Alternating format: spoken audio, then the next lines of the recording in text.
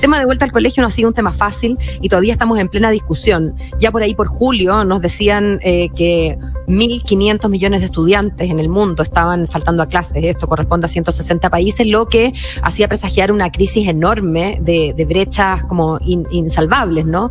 Y ese era uno de los factores que impelía a las Naciones Unidas a llamar a tratar siempre en el marco de la importancia de la salud y como bordes de esta discusión siempre teniendo la salud y el evitar el coronavirus, por cierto. Pero volver a clases ha sido un tema que todavía no hemos podido resolver. Hemos estado en contacto con el ministerio, hemos escuchado también las voces desde los colegios profesionales, el colegio de profesores, y no parece ni siquiera haber demasiado consenso en torno al cómo y al cuándo.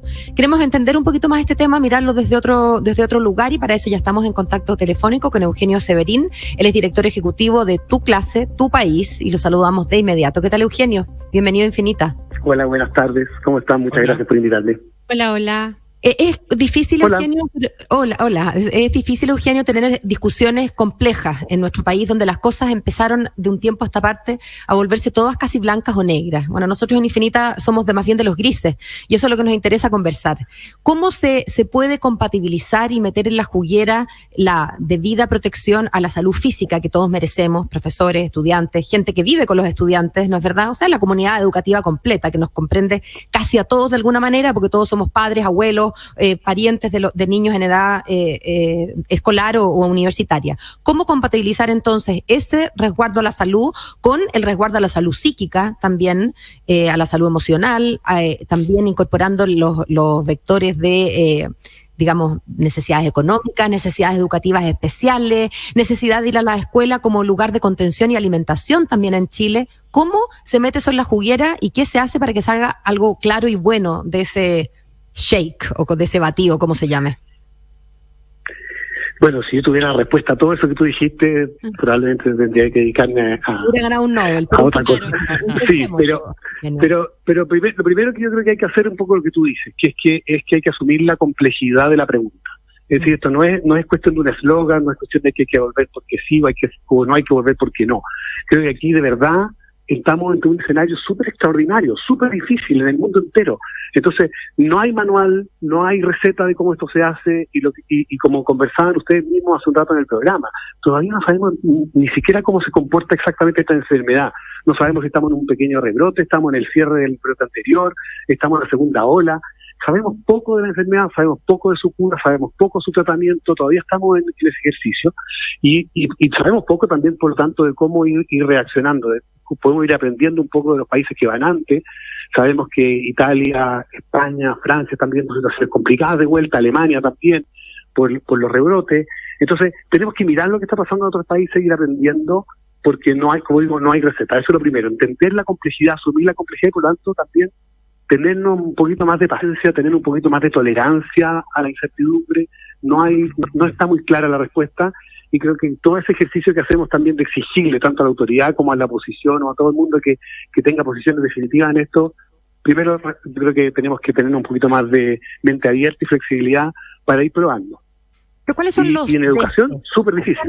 ¿Cuáles, Eugenio, deberían ser desde dónde partir? Probablemente vamos a consensuar inmediatamente tú y mis compañeros, los cuatro, en que, bueno, esto no puede tratarse de empezar a tontas y a locas. Hay que tener ciertos parámetros que quizás no los tengamos nosotros, nos lo dé la autoridad sanitaria. Dados esos parámetros, y suponiendo que se cumplen esos parámetros en región por región, porque probablemente otro de los consensos es que esto no puede tener una respuesta única de Arica a Magallanes, ¿no es cierto? Hay cosas que somos un solo país, pero esto no puede adoptarse como una solución. Está el consenso que impuso Naciones Unidas, ¿verdad?, de que donde se pueda, por esos criterios que tú estás preguntando, en el fondo, se haga. Uh-huh. Ese es como un consenso básico, digamos. Claro, pero ¿cuáles serían, para entender, Eugenio, los desde? Más allá de que entiendo que tu expertise no es la epidemiología, por cierto. No, desde como dices tú, lo va a poner justamente el Ministerio de Salud y podrá informarnos cuando hay ciertas condiciones. Pero como tú dices, dadas esas condiciones elementales que tienen que ver con, por un lado, tasas de contagio, etcétera, pero también con competencia y capacidades de los mismos establecimientos para prevenir, tener ahí alcohol gel, poder proponer espacios más distantes de trabajo de los estudiantes, en fin, hay una serie de condiciones físicas también de la escuela que tenemos que garantizar. Pero aún así, yo creo que aquí hay dos elementos que son súper importantes. Uno, como recordaba Connie, este llamado a las Naciones Unidas, que ahí donde se pueda, podamos ir normalizando los sistemas educativos, sobre todo en el mundo entero donde hay países, localidades, comunas, en Chile, el Chile rural, por ejemplo, donde la conectividad no ha permitido que los estudiantes también tengan una cierta continuidad usando plataformas de aprendizaje, computadores, internet. Entonces hay muchos estudiantes que derechamente han quedado muy atrás en el proceso. Así que ahí donde se pueda, como dices tú, no solo a nivel de regiones, a nivel de comuna, a nivel de escuela, debería haber una discusión también, una evaluación súper local de cuándo están las condiciones y cuáles son esas condiciones en esta escuela, en este colegio, para poder volver. Hay colegios que ya de hecho están haciendo consultas y medidas y planes específicos de contingencia, específicos del colegio, de cómo lo pueden volver. Hay unas recomendaciones bien interesantes de distintas formas de hacerlo, por ejemplo, con sistemas de que algunos estudiantes estén en la mañana, otros en la tarde, o en días saltados, o unos días sí, la semana siguiente no. De lo que tú dices, mucho de lo que tú estás diciendo, yo se lo he escuchado al propio ministro, a Raúl Figueroa, ¿verdad? Diciendo que esta es una oportunidad para aplicar, pero bueno, primero que el consenso básico tiene que ser donde se pueda.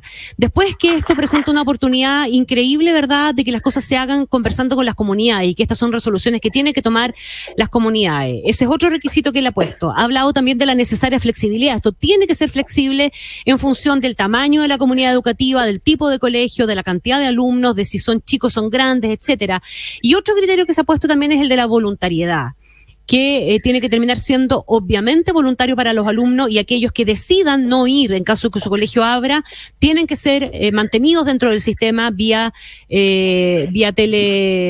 telestudio, digamos, ¿verdad? ¿Dónde está el desacuerdo entonces? Si es que tienes alguno, o a lo mejor te parece que la autoridad no anda tan perdida y que la polémica que estamos armando es un poquitito porque estamos extremando las cosas.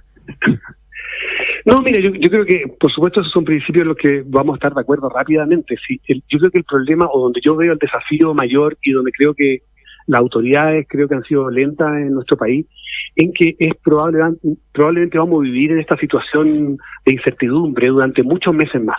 Esto no es algo que, mira, cuando decidimos si es la próxima semana o en 3 semanas más o en mayo, entonces volvemos a la normalidad. Eso no va a pasar. Vamos a estar probablemente 12 o 18 meses más con idas, vueltas, con grupos que suben, que bajan, que entran, que salen. Claro. Entonces la pregunta importante, que yo creo que es la que yo creo que está pendiente en nuestro país, es ¿cómo vamos a educar en modo coronavirus? ¿Cómo vamos a hacernos cargo de que en esta ida y vuelta, ojalá podamos volver, y ojalá podamos mañana, la vacuna saliera mañana y podamos estar todo de vuelta, pero como eso es poco probable, ¿qué vamos a hacer mientras tanto? Lo que no podemos hacer es seguir esperando el milagro. Lo que tenemos que cuidar es cómo vamos a garantizar que no hay ningún estudiante, ningún profesor que el día, mañana, la próxima semana va a estar fuera del sistema educacional. Y eso significa garantizar, por lo pronto, acceso a dispositivos, acceso a conectividad, capacitación para los profesores para acompañarnos. Pero lamentablemente sabemos que hay más de 100.000 alumnos que ya han desertado sumando a las listas o que pintan como para no volver a clase y que entonces estarían engrosando nuestras tristes listas de alumnos desescolarizados en edad todavía de recibir educación del Estado. No, sin duda, y por eso es que es tan importante que lamentablemente ocurrió hace apenas 2 semanas, pero hace 10 días. En realidad, la Superintendencia de Educación, mediante su resolución 54, autorizó a los colegios a que usaran recursos de la subvención escolar preferencial para garantizar el acceso de los estudiantes a dispositivos de conectividad y de los profesores. Bueno, 4 meses después de que estábamos en las casas, que se autorice un poco tarde, pero bueno, más vale tarde que nunca, y tenemos que asegurarnos que esos recursos, que de los que Chile, gracias a Dios, tenemos, porque hay países, como digo, que están en situaciones mucho más precarias, pero hoy día nosotros tenemos recursos en nuestra escuela, recursos económicos, recursos tecnológicos, recursos de conectividad, que tenemos que ponerlo a disposición, porque si no, lo que no podemos seguir es simplemente esperando a que volvamos y entonces haya una cierta normalidad. Eugenio, tengo una pregunta cortita, pues se nos acaba el tiempo y tenemos más en realidad. Quería preguntarte por la administración del riesgo. Hay algunas voces que se escuchan, sobre todo desde el Colegio de Profesores, en torno al riesgo. Nadie quiere que se muera una persona, por supuesto. Nadie quiere que se muera un profesor, un alumno. Nadie quiere que se muera nadie. Parto de esa base, ¿no? Pero de lo que se ha hablado menos es de que el riesgo cero en realidad no existe. Y no existe cada vez que me subo al auto, cada vez que subo a mi hijo al auto, cada vez que mi hijo se sube al transporte escolar. No existe que nadie me garantice el riesgo cero, ¿verdad? Y en eso estamos todos de acuerdo. Suena horrendo decirlo, pero cada vez que uno sale de la casa o uno lleva a un niño al auto o un niño se sube a una micro, puede tener un accidente. Obviamente el coronavirus es una realidad que está más cerca, se puede llevar a números incluso la probabilidad de que alguien se contagie, pero ¿tiene sentido, Eugenio, a tu juicio, el deseo de eliminar el riesgo cuando nos aseguren que no hay ningún riesgo, volvemos a clase, tanto para apoderados como para profesores, en general para las comunidades? ¿Tiene sentido exigir ese riesgo cero? O sea, con o sin pandemia nunca existe el riesgo cero para nadie en la vida. Pero en ese sentido lo que yo quiero decir es que lo que tenemos que cuidar es minimizar el riesgo lo máximo que se pueda. Y ahí es donde yo comentaba, por ejemplo, esta ideas que están implementando muchos países de alternar a los grupos. Por ejemplo, algo que es bien interesante en algunos estados de Estados Unidos, los niños mayores, es decir, para decirlo en lenguaje chileno, de séptimo para arriba, que no, derechamente decir que no van a volver a clases porque ellos tienen la posibilidad de autonomía, de seguir en su casa y de con ello no obligar a su papá a que se queden también en la casa y puedan salir a trabajar eventualmente, pero los niños más pequeños, que sí obligan a sus padres a quedarse, generar entonces colegios más grandes por la ausencia de los mayores para que tengan más espacio para trabajar. Creo que ese tipo de soluciones, más la alternancia, vamos a tener que ir implementándolas, porque de verdad lo que no podemos hacer es simplemente olvidar que detrás de esto no solo está el problema educativo de los niños, que salvo, yo te diría bien claramente, salvo los niños más chicos y los temas de lectoescritura, que son bien críticos en kinder, primero, segundo básico, y al otro lado, los niños de tercero y cuarto medio que están cerrando su ciclo escolar, el resto, de verdad, tenemos que ser honestos, el resto lo podemos recuperar y lo podemos trabajar de distintas maneras, pero tenemos que poner atención en el impacto que eso también tiene en los padres, la posibilidad del trabajo y sobre todo en la gente de clase media y gente más sencilla que no tiene otra opción que salir a trabajar. Sí, entonces creo que tenemos que ser sensibles en eso también y hacernos cargo de que tenemos que proponer soluciones. Un problema complejísimo que en realidad no tiene una solución muy fácil, pero habrá que darle la vuelta y encontrarla. Muchas gracias, Eugenio Severín, por intentarlo aquí con nosotros en Infinita. Que estén muy bien. Muchas gracias a ustedes, que estén muy bien. Chao, Eugenio, gracias.